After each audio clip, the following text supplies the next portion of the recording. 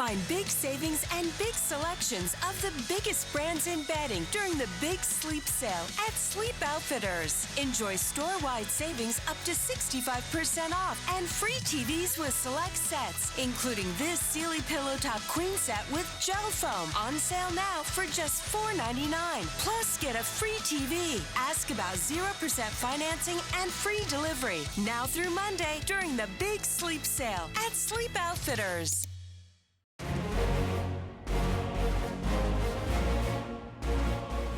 Hello and welcome back to the Tennessean's Bernard Pollard Show. We are brought to you by Sleep Outfitters, and we are now live here in the audience at Moe's Barbecue.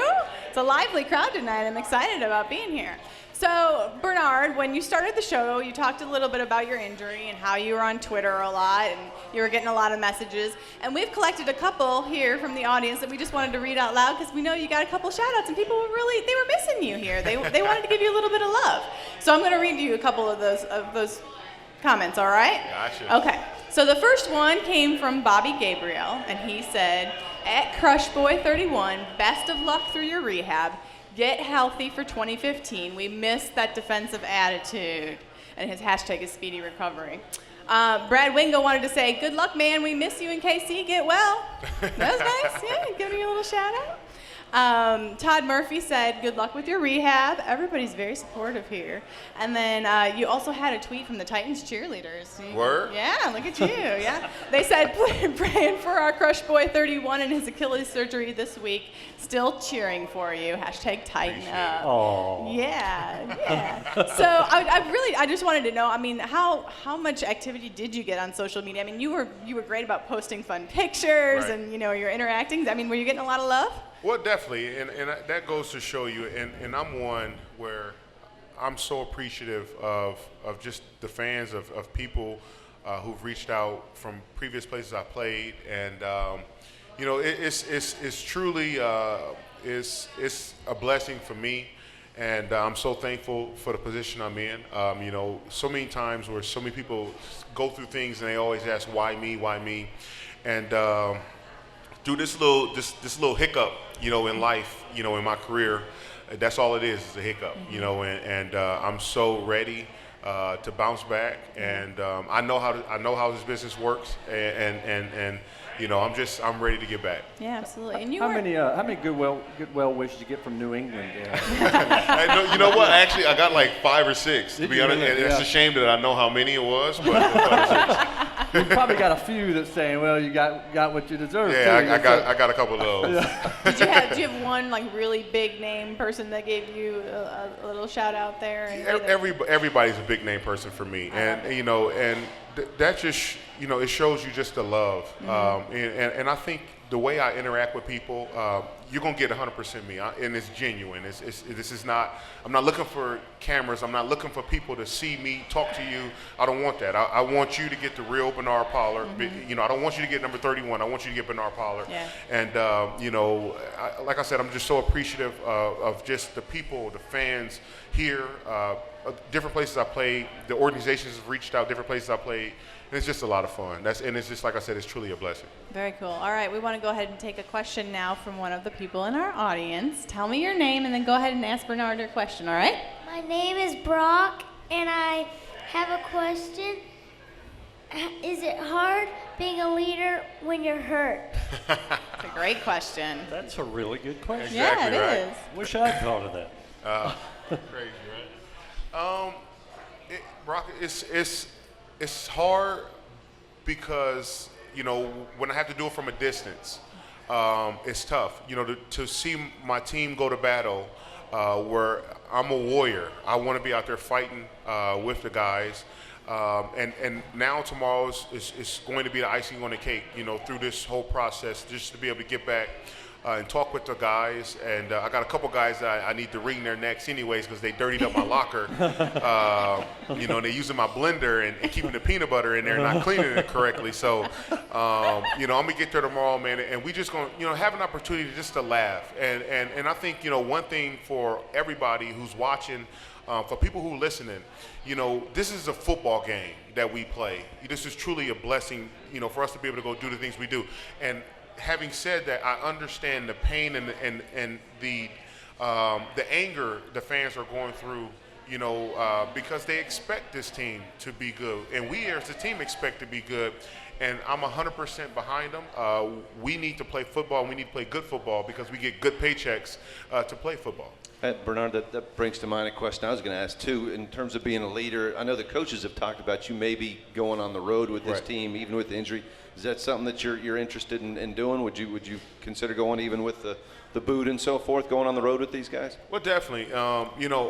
I'm just a guy, and you have some guys who don't want to hear what I have to say, and I mean that's just the truth. You Not have us. guys None who of don't. us. We always like that. But it's for players. That's been one of the tough things, and as a leader, you got to know. Everybody don't want to hear your voice. Everybody,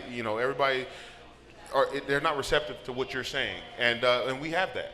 But at the end of the day, I've been where you want to go. Guys who are trying to do it, and some guys who are taking on that role to try to do it, haven't been there. So you can't lead somebody somewhere where you've never been.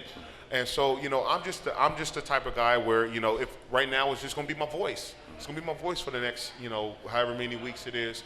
And when it's all said and done, when it's time for me to be back, I'm going to be back ready to go. And hopefully we can get, the guys who want to hear that voice and want to go to that promised land in. I'm curious about if you got your fingerprints off that blender. Who are the suspects for leaving the peanut butter? Well, it was Jason McCourty and Damian Stafford, and it was a couple other guys. But right now, those other fingerprints are, they're being processed right now at the lab. All right. Well, we got a couple other people here in the audience who want to hear your voice. So here's another question. Go ahead and ask. Hi. Have you ever had to replace an injured starter like Damian Stafford is doing? I've never had to replace an injured guy, but I don't want to say this. I don't want to sound like I'm boasting or whatever because I'm the last person. I hate, the spotlight or whatever. But it's hard when you have to step into a position where a guy has been pretty much the dominant talker or saying things, communicating with guys. I know it's hard, but Damian's doing a really good job going out there. I've talked to a couple of guys, and he's playing well. I know he wants to make more plays, and it will come in this league. I think, for as a young guy to be in your second year, replacing, a veteran player and out there on the defense or a team that's struggling, you want to go out and do things, and you can't do too much. You have to do your job and let them things come to you. Thank you. All right, we've got another question here from the audience. Go ahead and tell me your name, and then go ahead and ask your question. It's Bill Pollard. Oh, you my cousin? I know. Yeah. From you another mother. Yeah, different colors, but it's okay. Well, we're just curious. With this injury, is this going to ruin your chances with Dancing with the Stars? Oh man, it's crazy. And I tell a lot of people they threw the offer out before after 2007. I turned them down, but it's the dancing is in me. And it's in me, and right now it's at the feet, and from the feet it goes to the knees, and from the knees to the hips, and I make it fly with my hands. So it's just one of them things right now where it's a little setback. It's just a setback, but if I keep my feet still, I get the hip action going. Speaking of dancing, I can remember a little item in the Tennessean earlier this year when you were asked if you weren't a football player, what might you be doing otherwise? Would you like to share with the folks here? We got kids here. He would be a dancer of some sort. We'll say collecting that. dollars. A dancer. That's right. You would be a dancer. Yeah, that's good. I like it. Maybe you can do some moves when you're a little bit more rehab. You can do some moves for us. We go get it done. Yeah, I'd like to see that. All right, we've got another question. Tell me your name and go ahead and ask your question. Jack, What's up, Jack? What age did you play sports, and did you play multiple sports? I started off young. My father played football, ran track, and he wrestled, and so obviously, he lived through me and a couple of my other siblings who weren't good. They ended up being nurses, but I started at 6 or 7, and I always knew football was going to be my sport. Because I was so much more aggressive than all the other kids, and played football, I played basketball, I ran track, I tried to play baseball, but I'm an angry guy. So when I go to swing, you can't have anger and swinging; they don't go together. Like I said, football, basketball, and track were my sports. Football was my dominant sport. Track was something to keep me going, and basketball kept me in condition to go into track season. Do your kids play sports, Bernard? Yes, my son plays flag football. I'm not going to let him play contact until high school. Basketball, and I'm trying to get him into like tennis. See if he actually likes golf. He just asked me the other day he wanted to golf. Why he asked me that, I have no idea. But I'm going to see if he want to do it. But he was like me. He's just an aggressive kid. On the football field tackling people, and I'm looking like they got a flag, you have to take it. You can't tackle him, but he's a very good athlete, and it's kind of crazy for me as a father, and I'm pretty sure a lot of fathers in here have seen their son or their children play, and just to be able to see them go out and move, and for me it's exciting to be able to see all my son and my daughter, my middle daughter, go and play their sports. Very good. Maybe before we go, can you just give me a little bit of timeline about your rehab here and your recovery? I mean, you were talking earlier about how long you have to be in the booth.